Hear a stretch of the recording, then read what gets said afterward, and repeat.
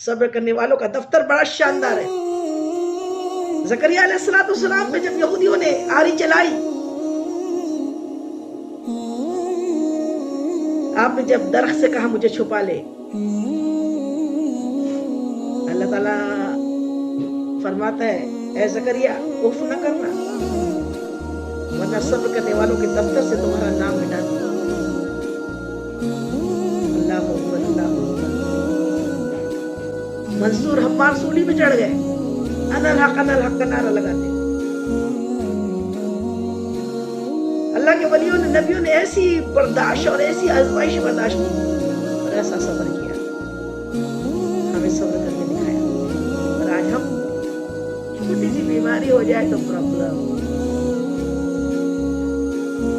کوئی روزی کم ہو جائے تو پرابلم، شکوے شروع. ایک دن کا بخار ساری گناہوں کو صاف کر دیتا ہے.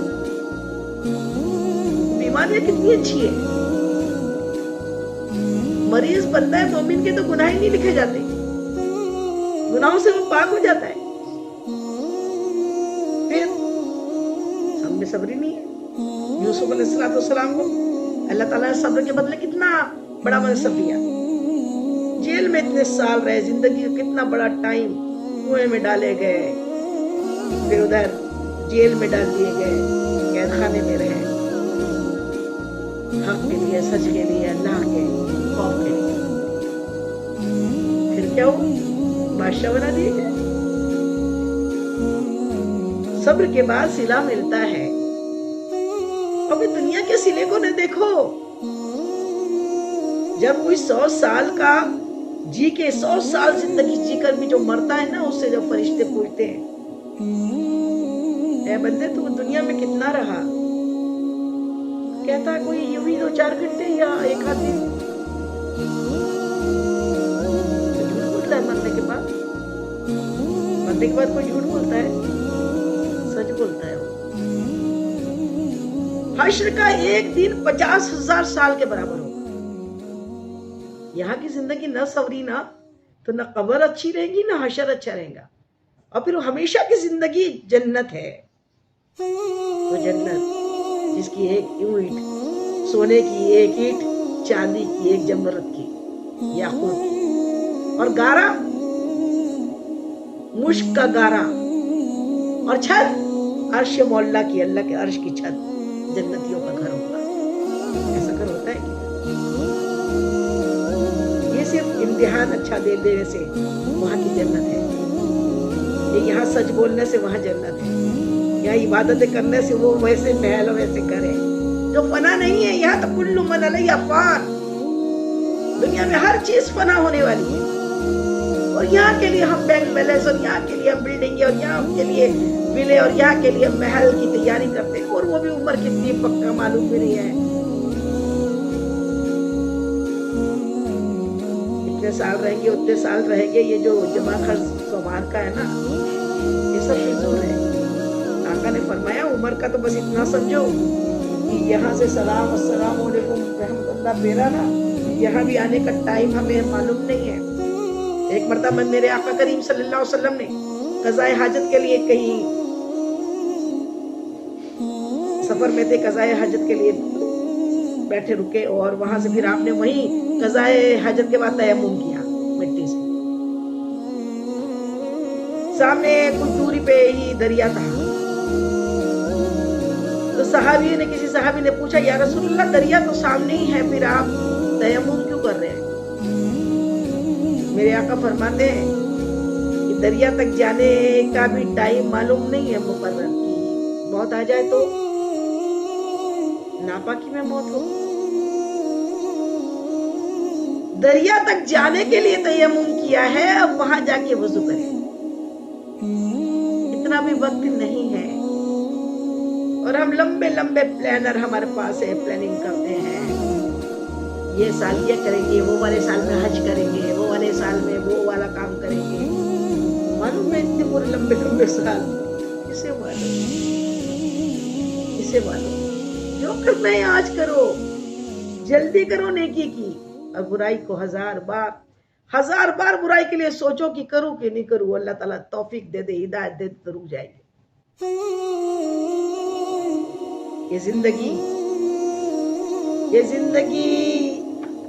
جگہ دل لگانے کی دنیا نہیں ہے، یہ عبرت کی جا ہے، تماشا نہیں ہے۔ یوسف علیہ السلام کے صبر کا تو آپ نے دیکھا، گیہوں کو نہیں دیکھتے کتنی تکلیف اٹھائے، کبھی گندم سے پوچھا ہے کہ گندم کا ایک دانہ جب کسان اس کو کھیتی میں بوتا ہے، زمین میں ڈالتا ہے، وہ زمین میں کتنے دن تک شدت سے پانی، کیچڑ، دھوپ کی شدت برداشت کرتا ہے، پھر کہیں جا کے کئی دنوں بعد اس میں سے ایک انکور نکلتا ہے، زندگی نکلتی ہے، ایک پودا نکلتا ہے۔ تو انسان بھی وہی انسان کی مثال ہے، انسان جب تکلیفیں، ظلم و ستم کو برداشت کرتا ہے، پھر اس میں سے نور نکلتا ہے، تو صحیح معنوں میں تب زندہ ہوتا ہے۔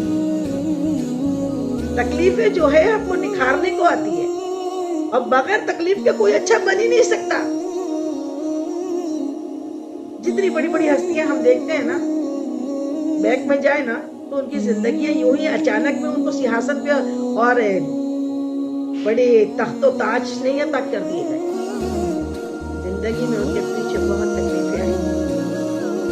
پہاڑی پہ چڑھنے والوں کو دیکھ کے یہ نہ سوچو کہ بڑا پہاڑی پہ چڑھ گیا ہے، کبھی اس کے پاؤں کو بھی تو دیکھو نا، اس کے پاؤں میں کتنے چھالے آئے، چڑھنے میں کتنی مشکلیں آئی۔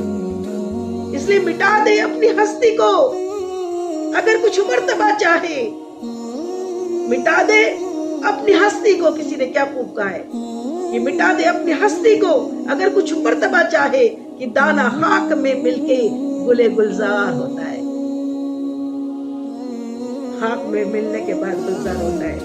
بستروں پہ سو سو کے اللہ نہیں ملتا، آرام سے کھاؤ، آرام سے سو، آرام سے رہو، ٹی وی میں، پکچر میں، واٹس ایپ میں، فیس بک میں، اللہ اکبر۔ آج تو کتنی شیطانی شاخیں کھل گئی ہے وقت برباد کرنے کے لیے۔ اللہ کو پانا ہے نا تو مراقبہ کرنا پڑتا ہے، لیٹے میں اٹھے میں ذکر قلبی چلتا رہنا چاہیے۔ اللہ نے قرآن میں فرمایا، وہ میرے بندے یا وہ اولی الالباب ہے جو کھڑے بیٹھے اٹھے لیٹے اللہ کے ذکر میں مصروف ہوتے ہیں۔ بھیڑ ہے قیامت کی اور ہم اکیلے ہیں، لگنے میں لگتا ہے بڑی بھیڑ میں ہے، لیکن اللہ والے بندے بھیڑ میں نہیں ہوتے، وہ ہم وقت اپنے رب کے پاس ہوتے ہیں، رب کے ذکر میں ہوتے ہیں، رب کی یاد میں ہوتے ہیں، ہر وقت انہیں خوف ہوتا ہے کہ یہ گناہ نہ ہو جائے، میرا رب ناراض نہ ہو جائے، بس اسی میں ہوتے ہیں۔ اللہ تعالیٰ یہ ہم سب کو یہ فیلنگ عطا فرما دے، صبر کی کیفیت عطا فرما دے۔ یہ آہ نہ کر لبوں کو سی، کسی نے کیا خوب کہا ہے، آہ نہ کر، یہ کون سی منزل ہے؟ یہ سلوک کی منزل، یہ طریقت کی منزل، جس پہ اللہ کی راہ پر گامزن ہونا ہے، صراط المستقیم پر چلنا ہے نا، اتنی آسان نہیں ہوتی۔ کوئی عبادت گزار ہو جاتا ہے، اس کے بھی پیچھے ہاتھ دھو کے پڑ جاتے ہیں، ہاں بڑی کب سے نمازی بن گئی، ہاں بڑی باتیں بتاتی ہے، اس کو کہیں ٹونٹنگ ملے گی، کہیں تکلیفیں ملے گی، کہیں کیا کیا ملے گا۔ اسی کے بارے میں کسی نے کیا خوب کہا ہے، آہ نہ کر لبوں کو سی، عشق ہے دل لگی نہیں، سینے پہ تیر کھائے جا، آگے قدم بڑھائے جا، سینے پہ تیر کھائے جا، آگے قدم بڑھائے جا، یعنی زبان حال سے کہہ دے کہ ہاں ستائے جا، یعنی زبان حال سے کہہ دے کہ ہاں ستائے جا، ستائے جا۔ آہ نہ کر لبوں کو سی، عشق ہے دل لگی نہیں۔ اللہ سے اگر عشق ہے تو ریپلائی نہیں کرنا ہے، کم بولنے میں بھلا ہے، بدلہ لینے سے اللہ بدلے کو پسند نہیں کرتا، اللہ کی مخلوق کو ستانے کو پسند نہیں کرتا، ریونج پسند نہیں ہے اللہ کو، اس لیے کوئی ہمیں ستائے تو خاموش ہو جائے، اللہ برداشت دے، اور یعنی زبان حال سے اپنے اندر کے حال سے کہہ دے کہ ہاں ستائے جا، ستا تو مجھ کو کتنا ستانا ہے، میں تو اپنے رب میں مست ہوں، میرا رب میرے ساتھ ہے، کیا یہ کم ہے جو اللہ نے فرمایا میں صبر کرنے والوں کے ساتھ ہوں؟ اللہ ظالم کے ساتھ تو نہیں ہے نا، اللہ صبر کرنے والے کے ساتھ ہے. پھر اللہ اب ہمارے ساتھ ہو، یہ مزہ سے بڑا کوئی مزہ ہے؟ اس سے بڑا کوئی مزہ ہی نہیں ہے، اس سے بڑا کوئی مزہ نہیں. حضرت یونس علیہ السلام کی ایک اور مثال، یونس علیہ السلام کی، جنہوں نے مچھلی کے پیٹ میں لا الہ الا انت سبحانک انی کنت من الظالمین پڑھا تھا. مچھلی کے پیٹ میں آپ کو بھی کیسی آزمائش آئی کہ مچھلی نے نگل لی، اللہ کے حکم سے کہا غذا نہیں بنانا. پھر اللہ نے دعا سکھائی، لا الہ الا انت سبحانک انی کنت من الظالمین پڑھا اور مچھلی نے ابل دیا. آپ کی دوستی جبرائیل علیہ السلام سے ہو گئی. جبرائیل علیہ السلام سے، جبرائیل علیہ السلام تو نبیوں کے پاس آتے رہے ہمیشہ، دوستی ہو گئی. تو ایک مرتبہ یونس علیہ السلام نے جبرائیل علیہ السلام سے پوچھا، اس امت میں اس دور میں سب سے بڑا عبادت گزار کون ہے معلوم ہے؟ آپ تو سب جانتے ہو نا، مجھ کو دکھا دو، مجھ کو اس سے ملاؤ نا. جبرائیل علیہ السلام نے جب یہ بات سنی کہ سب سے بڑا عبادت گزار کون ہے، تو لے کے گئے ایک شخص کے پاس. دیکھا کیا کہ وہ شخص جو تھا اس کی آنکھیں نہیں تھی، نابینا تھا، ہاتھ نہیں تھے، دونوں کٹے ہوئے تھے، دونوں پیر نہیں تھے، اور وہ صرف دھڑ تھا، آنکھیں بھی نہیں تھی. اور وہ کیا کر رہا تھا؟ اللہ تیرا شکر ہے، اللہ تیرا شکر ہے، اللہ تیرا شکر ہے، اللہ تیرا شکر ہے کہ نعرے بلند تھا. یونس علیہ السلام نے جیسے اس کو دیکھا نا، جبرائیل علیہ السلام جانے مخاطب ہوئے اور کہے، میں نے تو تجھے عبادت گزار کے پاس ملانے کو کہا تھا، کہ یہ تم مجھے کہاں لے آئے ہو؟ کہا آج نبیوں کے بعد سارے روئے زمین میں اس سے بڑھ کر عبادت گزار کوئی نہیں ہے. اللہ نے اس کو آنکھیں نہیں دی، ہاتھ پیر نہیں دیے، پھر بھی اللہ تیرا شکر ہے، اللہ تیرا شکر ہے کر رہے ہیں. ہم شرم کریں، اللہ نے ہمیں سب نعمتیں دی ہے، آنکھیں دی ہے، ہاتھ دیے ہیں، پیر دیے ہیں، اس کے باوجود ہم نماز نہیں پڑھتے، اس کے باوجود ہم اس کا حق ادا نہیں کرتے، اس کے باوجود جیسی اس سے محبت کرنی چاہیے ویسی محبت نہیں کرتے، جیسا اس کے لیے صبر کرنا چاہیے ویسا صبر نہیں کرتے. ہم تھوڑا اچھا کھانے نہ ملے تو ہم فریادیں اور شکایت شروع کر دیتے، تھوڑا رزق کم ہو جائے تو ہم نہ جانے کیا کیا بولنے لگتے، حالانکہ وہ ہمارے ہزاروں عیبوں کو پوشی کیا بیٹھا ہوا ہے، حالانکہ وہ ہزاروں گناہوں کو ہمارے چھپائے بیٹھا ہے. اللہ اکبر کبیرہ. ایک مرتبہ درود پاک پڑھ لیجیے. اللہم صلی علی سیدنا شفیعنا حبیبنا مولانا محمد وعلی آل سیدنا مولانا محمد بارک وسلم. صلاۃ والسلام علیک یا رسول اللہ صلی اللہ تعالی علیہ وسلم.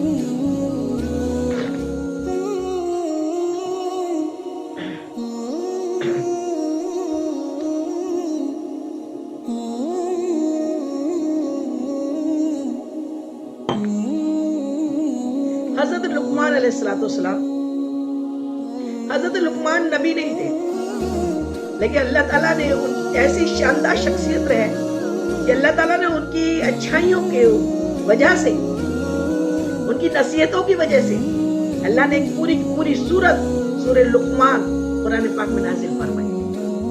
ایسے مستقل مزاج تھے اور ایسا اللہ کے اوپر یقین تھا کہ اپنے بیٹوں کو بڑی اچھی نصیحتیں کیا کرتے تھے. ایک بار نصیحت کی کہ بیٹا ہمیشہ تکلیف کے بعد راحت ہوتی ہے، تکلیف آتی ہے تو راحت بھی آتی ہے، ہمیشہ یہ نصیحت کرتے ہیں، اے بیٹا شرک سے بڑا کوئی گناہ نہیں ہے، اے بیٹا پست آواز میں بات کرو، سب سے بری آواز گدھے کی ہے. یہ اتنی اچھی باتیں بندہ جب یہاں کرتا ہے نا، اللہ تعالیٰ عرش مولا سے سب سنتا ہے، اس کی تعریف پھر فرشتوں میں کرتا ہے. دیکھو یہ ماں کتنی اچھی اپنے بچوں کی پرورش کر رہی ہے، دیکھو یہ باپ کتنی اچھی اپنے بچوں کو نصیحتیں دے رہا ہے، دیکھو یہ انسان کتنا لوگوں کو اچھی باتیں بتا رہا ہے. ان کے ذکر اللہ تعالیٰ فرشتوں میں کرتا ہے. اللہ تعالیٰ نے لقمان علیہ السلام کا ذکر قرآن میں کر دیا. ایسی حضرت لقمان علیہ السلام ایک مرتبہ اپنے بیٹے سے کہہ رہے تھے کہ تکلیف کے بعد راحت آتی ہے. وَإِنَّ مَعَ الْعُسْرِ يُسْرًا إِنَّ مَعَ الْعُسْرِ يُسْرًا. بے شک تکلیفوں کے بعد راحت ہے, تکلیفوں کے بعد راحت ہے. اب ایک مرتبہ سفر کر رہے تھے تو ہوا کیا کہ سفر کے دوران بڑی آندھیاں چلی, شدید لو چلی, گرم ہوا چلی, گھوڑے تک بیمار ہو گئے اور بیٹھ گئے. کھانے پینے کا پرابلم آ گیا, پانی نہیں مل رہا, تکلیفیں آ رہی ہے. یہاں تک تکلیف اتنی بڑھی کہ آپ کے بیٹے کے پیر میں ایک نکیلی ہڈی گڑ گئی, ہڈی اندر گھس گئی, اور جب ہڈی کو نکالا تو خون کے فوارے نکلے. اتنی تکلیفیں آئی راستے میں, سفر میں. اور آپ تھوڑی دیر پہلے ہی کہہ رہے تھے نکلنے کے پہلے کہ تکلیف کے بعد راحت ہے. اے میرے بیٹے, یا بنیا, تکلیف کے بعد راحت ہے. بیٹے نے کہا بابا آپ تو کہتے ہیں تکلیف کے بعد راحت ہے, لیکن یہ کون سی بات ہے جو تکلیفوں پہ تکلیفیں لگاتار آ رہی ہے. اتنے میں شعلہ دکھا اور اچانک ایک شخص سامنے اسے آواز لگایا, ادھر آؤ. آپ کون ہو؟ کہا تمہیں کھانا پانی بھی ملے گا, پیر کا زخم بھی اچھا ہو جائے گا, اور تمہارے گھوڑے بھی ٹھیک ہو جائیں گے, ذرا ادھر آؤ. کہا آپ کون ہو؟ کہا میں اللہ کا فرشتہ ہوں. میں اللہ کا فرشتہ ہوں, اور جس جگہ تم تیزی سے بڑھ رہے تھے, جس جگہ جا رہے تھے, وہاں اللہ نے مجھے عذاب کرنے کا حکم دیا. میں نے کہا اے اللہ, اس بستی میں عذاب کرنے کا تو نے مجھے حکم دیا, اور اسی بستی میں یہ لقمان اپنے بیٹے کے ساتھ پہنچنے والا ہے. حالانکہ اس کی تو کوئی غلطی نہیں ہے, اس نے تو کوئی گناہ وہاں پہ کی نہیں ہے, لیکن اس بستی میں عذاب ہوگا تو یہ بھی عذاب میں پھنس جائیں گا. اس لیے میری دعا سے اس بستی میں آپ نہ پہنچو. اس لیے پہلے تیز شدید اللہ نے ہوائیں چلائی. میری دعا کی وجہ سے اللہ تعالیٰ نے گھوڑوں کو بھی بیمار کر دیا. اس میری دعا کی وجہ سے آپ کے بیٹے کے پیر میں زخم ہو گیا. رک جاؤ, ادھر مت جاؤ, رک جاؤ, ابھی ادھر مت جاؤ, وہاں عذاب ہو گیا. سمجھ میں آ رہی بات؟ اللہ کی حکمت کو سمجھا کر ہم دعائیں کرتے ہیں, پھر بڑے مایوس ہو جاتے ہیں, جبکہ اللہ تعالیٰ نے لا تقنطوا من رحمت اللہ, ہے میرے بندے, میری رحمت سے مایوس نہ ہو.